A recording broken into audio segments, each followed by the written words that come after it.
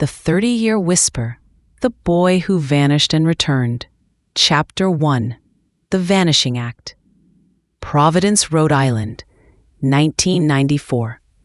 The late afternoon sun streamed through the nursery window, painting warm stripes across the soft carpet. 2-year-old Ethan Albright, a whirlwind of dimples and bright blue eyes, giggled as I chased him around the rocking horse. I was 17, fresh out of junior year of high school, and babysitting for the Albright family was my favorite summer job. Mrs. Albright, a kind, harried woman with 3 older children, trusted me implicitly. Ethan was the baby of the family, cherished and adored, and my little shadow. Their home, a sprawling Victorian on a quiet, tree-lined street in East Providence, Rhode Island, felt safe, predictable. Today, Mrs. Albright was out running errands, leaving me in charge of Ethan while his older siblings were at summer camp. The house was quiet, filled only with Ethan's joyful squeals and the occasional creak of old floorboards.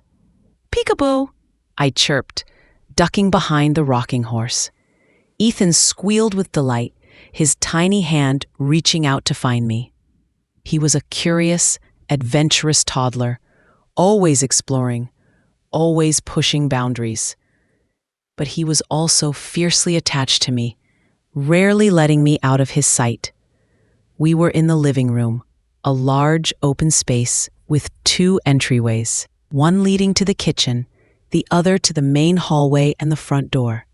The front door was always locked, a non-negotiable rule. The backyard was fenced, the gate secured with a child-proof latch. Safety was paramount for the Albrights. The phone rang in the kitchen, a shrill, insistent sound. It was the landline, our only phone back then.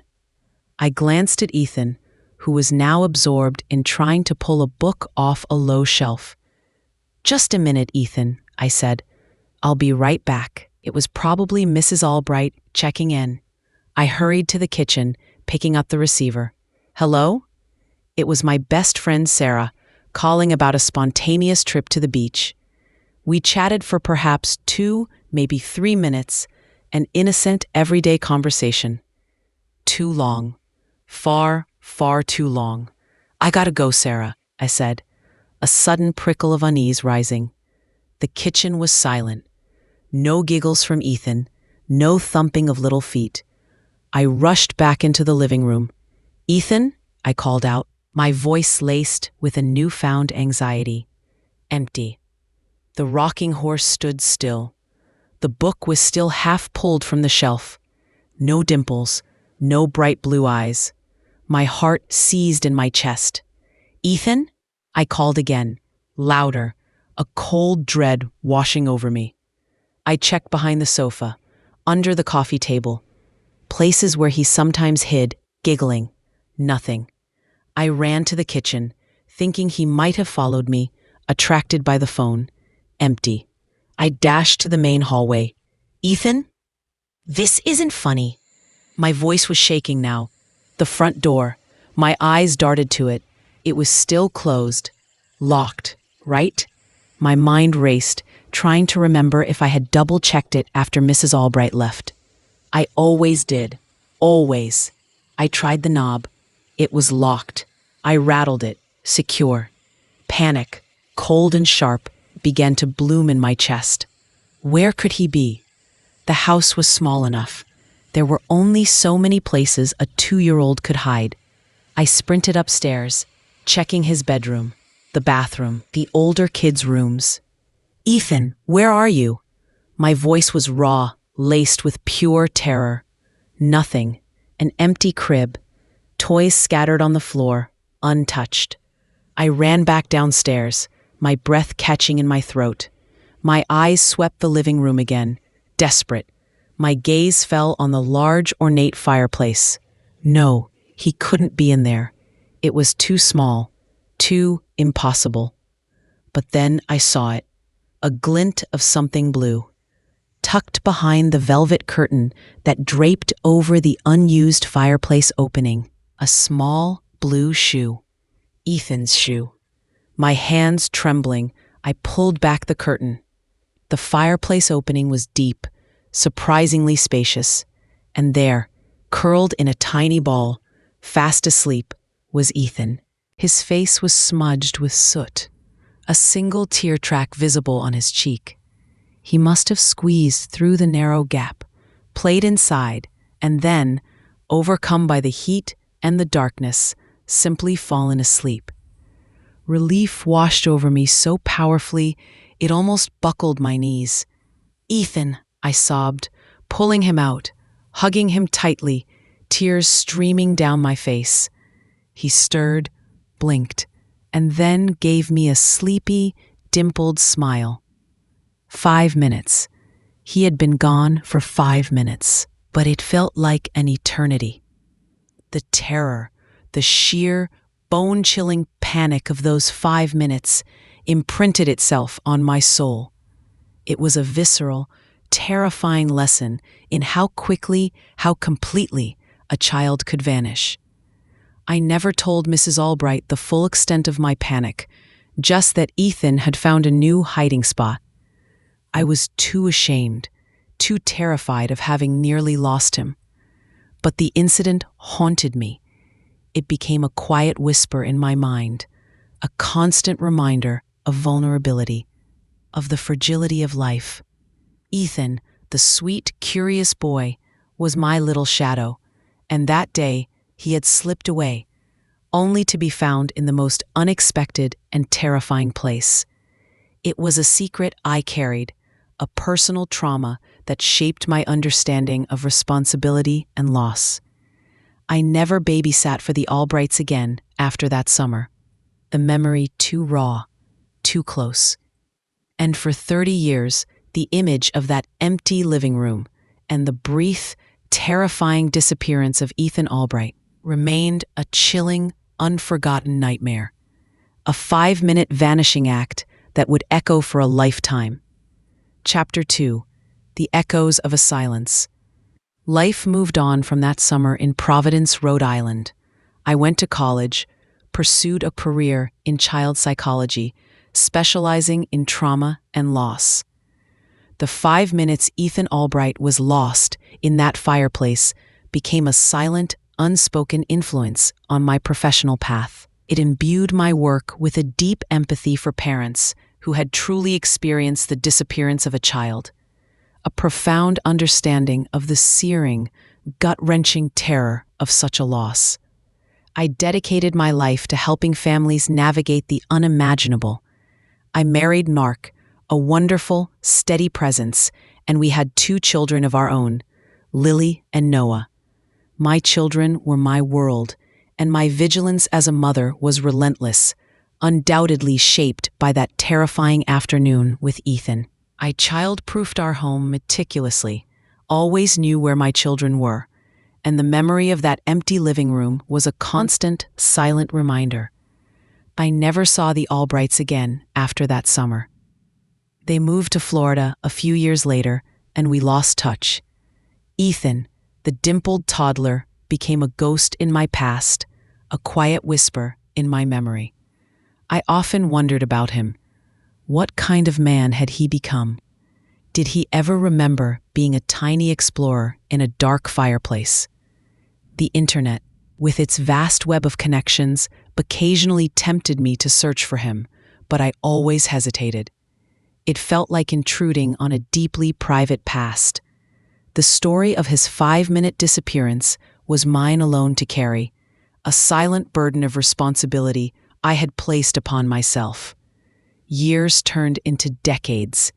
20 years, 25, then, almost 30 years after that summer of 1994, I was invited to give the keynote address at a national conference on child safety and abduction prevention in Chicago, Illinois. It was a significant honor, a culmination of my life's work. My talk focused on the psychological impact of a child's disappearance on families, even in cases of brief separation, and the importance of preparedness and swift action. I didn't share the story of Ethan Albright publicly. It was too personal, too raw, too tied to my own guilt and self-imposed secrecy. But it was the quiet undercurrent of my presentation, the lived experience, that gave my words their depth and authenticity. The conference was a whirlwind of workshops, networking, and emotional conversations with parents who had endured unimaginable losses. On the final day, after my keynote, I was approached by a man in the reception area. He was tall, well-built, with kind eyes and a thoughtful demeanor. He looked to be in his early 30s. There was something familiar about him, a warmth, a certain light in his eyes that struck me. "Dr. Peterson," he said, his voice calm and measured. "My name is Ethan Albright." My breath caught in my throat. Ethan Albright. The name hit me like a physical blow, reverberating through my entire being. My mind flashed back, a tiny hand reaching for mine, a dimpled smile, the terrifying emptiness of a living room, a blue shoe. It couldn't be. Not after all these years. Not him. "I'm sorry," I stammered, my heart pounding a frantic rhythm. "Did you say Ethan Albright?" He smiled, a gentle, knowing smile that made his eyes crinkle at the corners. And in that smile, I saw it, the echo of the dimples, the familiar shape of his face, the bright blue eyes of the 2-year-old boy I had lost and found decades ago. "Yes," he confirmed, his gaze unwavering. "I recognized your name from the conference program. My parents followed your work for years after you left Providence. My mom always spoke so highly of you, how wonderful you were with me." He paused, his smile fading slightly, a serious expression settling on his face. "And there's something else. My parents told me a story years ago when I was much older, about a time I went missing in our old house in Providence. For a few minutes. They said you found me in the fireplace." My eyes widened, tears stinging. He knew. They had told him. The secret I had carried, the burden of those 5 minutes, had been known all along. Not just to the Albrights, but to Ethan himself. I never knew you knew," I whispered, my voice thick with emotion. "I don't remember it, of course," he said gently, "but it became a family legend. My parents always said you saved me from a lot more than just a little soot. They said you were distraught, terrified, and so incredibly relieved when you found me. They felt so guilty for having put you through that. My mom always said it was the longest 5 minutes of her life, even though she wasn't there." He reached out, taking my hand, his grip warm and steady. "Thank you, Grace," he said, his voice filled with a profound sincerity. "Thank you for finding me. And thank you for dedicating your life to helping other children, other families, who experience that terror on a much larger scale. It's truly incredible." I squeezed his hand, overwhelmed. 30 years. 30 years of carrying that memory, that guilt. And now, the boy I had lost and found stood before me, a man acknowledging the unspoken history, offering gratitude instead of blame. The echoes of that 5-minute silence, once filled with terror, were now replaced by the warm, comforting resonance of a profound, unexpected reunion, finally bringing the quiet, haunting whisper of my past into the light of the present. The boy who vanished for 5 minutes had returned, through the whispers of time, to find me and to offer a grace I hadn't known I desperately needed. Chapter 3: The Unspoken Bond. The reunion with Ethan Albright in Chicago, Illinois, was a moment suspended in time, a profound collision of past and present. My breath caught in my throat, as he stood before me, no longer a 2-year-old whirlwind, but a thoughtful, compassionate man in his early 30s. His eyes, still the same bright blue, held a knowing warmth that dispelled decades of my self-imposed guilt. We found a quiet corner in the bustling conference center and talked for hours. Ethan, now a successful software engineer specializing in data security, was in Chicago for a tech conference. He explained that his parents, after moving to Orlando, Florida, had always kept a quiet eye on my career, following my work in child psychology. My publications, my public speaking engagements, they had known, and they had always spoken of me with the deepest respect and gratitude. My mom always said that after that day you changed, Ethan explained, his voice soft. She said you became incredibly vigilant, almost hyper-aware. She understood why. She felt terrible that her son's innocent hide-and-seek had left such a mark on you. I never told them, I confessed, my voice still thick with emotion. The full extent of my panic. The fear that I had failed them, that I had truly lost you. They knew, Grace, he said gently. They saw it in your face, and they understood the responsibility you carried. It shook you, didn't it, that day? I nodded, tears finally flowing freely. It influenced everything. My career choice, my parenting, my understanding of how fragile life can be. Ethan then shared more details from his parents' perspective. They had been just as terrified, if not more so, when they heard about his hiding spot. Mrs. Albright especially had felt a deep regret for not being there and for inadvertently placing me in such a terrifying situation. She had often wished she could thank me properly and apologize for the terror I must have felt. They had even considered reaching out over the years, but hadn't wanted to intrude on my new life. They just wanted you to know their gratitude, Ethan emphasized, and that they knew you weren't to blame for anything. His words were a balm to a wound I hadn't realized was still so open. For 30 years, I had carried the unspoken burden of those 5 minutes, the phantom weight of what could have happened. Now the Albrights' perspective, conveyed through their adult son, offered a profound absolution. It wasn't just forgiveness. It was an understanding that transcended words, a shared recognition of a pivotal, terrifying moment that had silently shaped both our lives. We talked about our families, our careers, our lives. It was uncanny how similar some of our values were, how our shared unspoken experience had woven a subtle thread through the fabric of our very different lives. Ethan spoke about his own children, 2 young boys, and how my work in child safety had deeply influenced his own parenting. My wife laughs that I'm overprotective, he chuckled. But after hearing the story of the fireplace, I can't be too careful. The 30-year whisper of his vanishing act was no longer a ghost of guilt.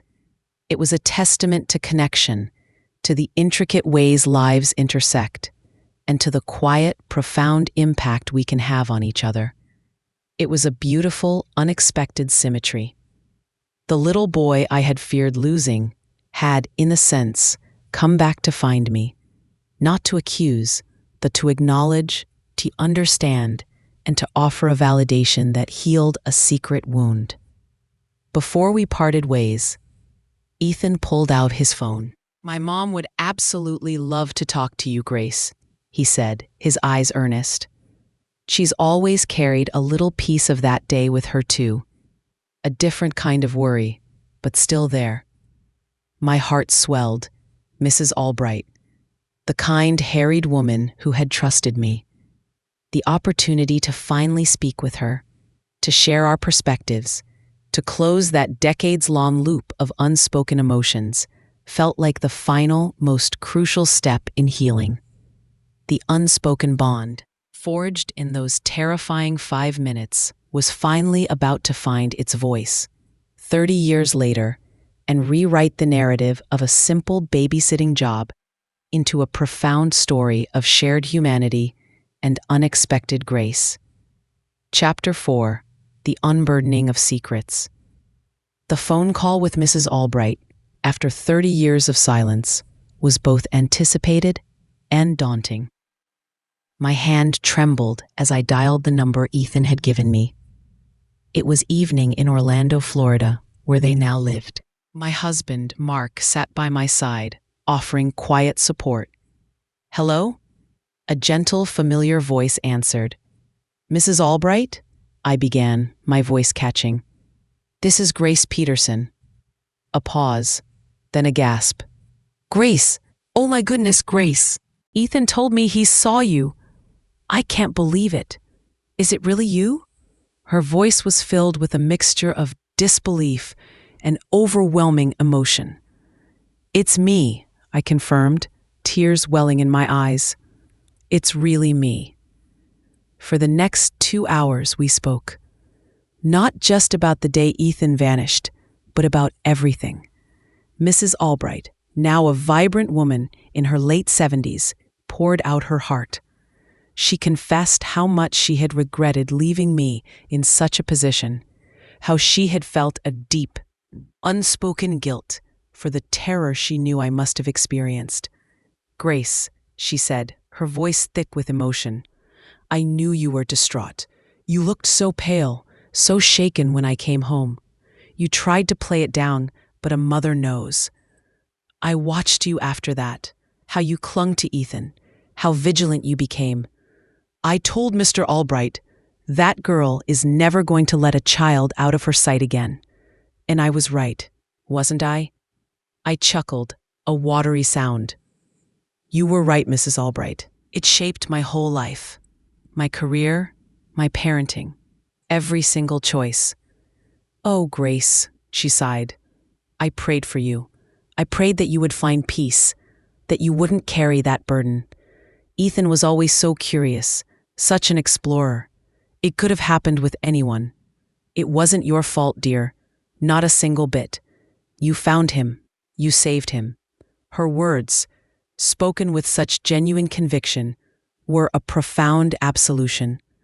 The guilt I had carried for 30 years, the internal whisper of what if, finally began to dissipate, replaced by the warm light of her understanding and gratitude. It was an unburdening, a cleansing of a secret weight I hadn't realized was still so heavy. We talked about Ethan, how proud she was of the man he had become, how he was a wonderful father, how he still had that mischievous glint in his eye. She told me stories of his childhood, his adventures, his milestones. It was like filling in the blanks of a story I had only known the terrifying beginning of. This small, dimpled toddler of my memory coalesced into a full, vibrant life. We spoke about our own lives, our children, our journeys. We laughed, we cried, and in that conversation, a new bond was forged, stronger than the old. It was a bond of shared vulnerability, of mutual understanding, and of a deep, abiding respect for the paths our lives had taken, shaped in an unexpected way by those terrifying 5 minutes in a Providence living room. After the call, I sat in silence, holding Mark's hand. The profound sense of relief was almost overwhelming. The secret I had held so close, so tightly, for so long, had finally been unburdened, shared, and most importantly, validated. The 30-year whisper, once a haunting reminder of potential catastrophe, had transformed into a gentle echo of profound connection.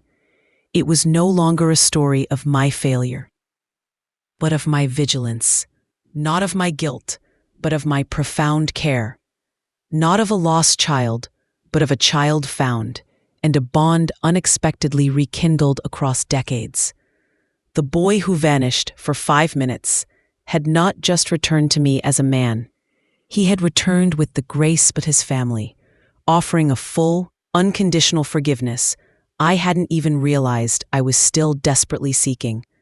My journey as a child psychologist, dedicated to healing the trauma of loss, had now brought me full circle, allowing me to heal a long-held trauma of my own, finally bringing peace to a 30-year whisper that had, at last, found its voice. Chapter 5. The Ripple Effect of a Found Boy. The conversation with Mrs. Albright was the capstone to a decades-long narrative, bringing a profound sense of peace and closure to the chapter of Ethan Albright's vanishing act. The guilt I had unknowingly carried for 30 years had finally been lifted, replaced by a deep understanding and the warmth of unconditional acceptance. It was as if a long-held breath had finally been exhaled. My connection with Ethan and his parents, now solidified, became a quiet, enduring part of my life. We exchanged holiday greetings, occasional updates, and a renewed sense of familial warmth, an unexpected extension of my own family. Our shared experience, born of a 5-minute terror, had blossomed into a lasting, supportive bond. I continued my work as a child psychologist, but with a renewed sense of purpose and authenticity. I found myself subtly integrating my personal story into my professional narrative. Not explicitly, but through a deeper, more nuanced empathy. When parents spoke of their anxieties, their fleeting moments of panic, I could truly meet them where they were, drawing on my own lived experience of that profound, gut-wrenching fear. My work became even more impactful, infused with the wisdom born of my own healing. The story of Ethan's brief disappearance, once a silent burden, transformed into a powerful anecdote I occasionally shared in private sessions with parents, or in closed workshops for professionals. I spoke about the lasting psychological impact of even a short period of uncertainty, the self-blame that can linger, and the profound relief that comes from finding resolution, however delayed. I emphasized the importance of acknowledging those fears, of communicating, and of understanding that such moments, while terrifying, do not define one's competence as a caregiver. It resonated deeply with my audiences, making my message even more potent. My own children, Lily and Noah, now grown, learned the full story of Uncle Ethan and the fireplace. They were fascinated, impressed by the serendipity of our reunion. They saw how a moment of crisis could, in time, lead to unexpected connections and profound understanding. It became a family story, a testament to the intricate tapestry of human lives and the surprising ways we are all interconnected. I often thought about the ripples of that single afternoon in Providence, Rhode Island. A 2-year-old's innocent hide-and-seek, a teenage babysitter's terrifying 5 minutes of panic, and then, 30 years later, a reunion that brought healing, connection, and a deeper understanding of responsibility, forgiveness, and the enduring power of empathy. Ethan Albright continued to thrive in his career, a brilliant mind contributing to the world of technology. He was a loving husband and father, his vigilance for his own children a quiet echo of my own. He sometimes emailed me articles about child safety technology or new research in child psychology, a silent nod to our shared, unique bond. The incident that had once filled me with shame and fear had become a wellspring of wisdom and connection. The 30-year whisper was now a clear, resonant voice. It wasn't about the tragedy that nearly happened, but about the profound grace of what did. The discovery of Ethan in that fireplace, in that terrifying 5 minutes, had not only averted a potential catastrophe, it had set in motion a chain of events that would, decades later, bring unexpected peace and a deeper purpose to my life. I sometimes imagined the alternative, the horror of him truly vanishing, the lifelong agony, and then the profound gratitude would wash over me, a warm wave of relief. The boy who vanished for 5 minutes had, in returning, not just re-entered my life. He had, in a beautiful, unexpected way, completed a circle of healing, offering a rare and precious form of grace that transformed a long-held burden into a profound testament to the enduring power of human connection and the quiet, miraculous ways in which lost pieces of our past can, finally, find their way home. My story, once marked by a whisper of terror, was now a loud, clear anthem of a life redeemed, made whole by a boy, found.